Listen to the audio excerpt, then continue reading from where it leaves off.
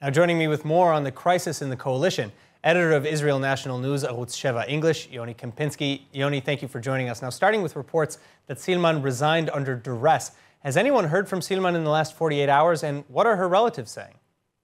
Yeah, actually, she's been talking with relatives, family, friends. She actually met with Rabbi Shmuel Eliyahu. He's the chief rabbi of Tzfat, one of the spiritual and religious leaders of the religious Zionists in Israel, of the right in Israel. And she probably got encouraged by him in terms of her decision and all, and maybe also talking practical, what is the next move?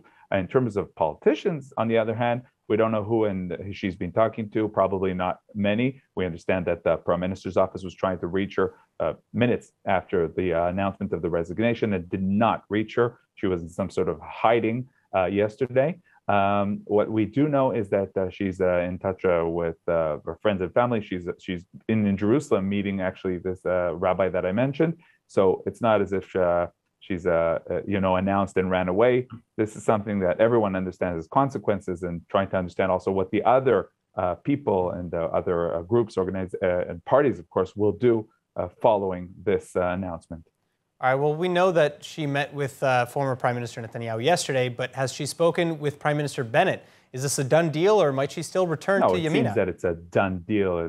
She also gave the announcement officially to the media first, and then, of course, to Prime Minister Bennett.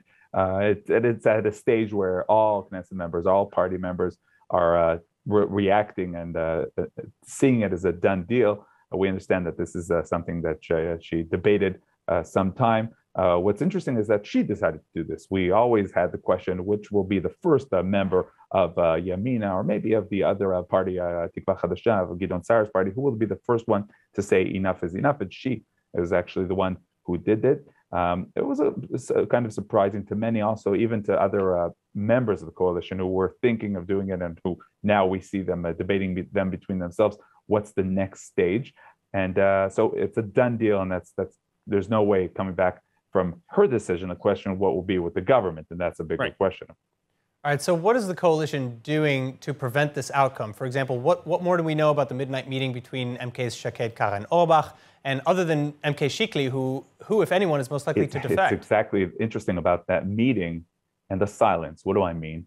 In many cases of coalition crisis, you'd see those who are on the other side, or are staying with, in this case, Prime Minister Bennett, would come out with some sort of declaration saying, okay, Knesset member Silman did what she did, but we are with you 100%. We're not seeing any declaration like that. We're seeing meetings. We're getting, some quotes from what's happening inside the meetings, but we're not seeing that at all. The only thing we saw today is Minister Shaked on a routine tour of the community of Harish with Prime Minister Bennett, but no statement from there coming out saying, this shows that I am with Prime Minister Bennett. This shows that I will not do what Knesset member Silman does. The opposite. We are seeing today, for example, Knesset member Nir Orbach, who came out with a statement saying that if issues of Judea and Samaria, issues of the Jewish identity of the state are not taken care of, he too is considering leaving the coalition. He cannot stay in a coalition that doesn't take care of these issues. So the opposite. There, we are seeing a domino effect. We are seeing that following the resignation of Silman, other people are talking about it. Other people are presenting it maybe as a threat,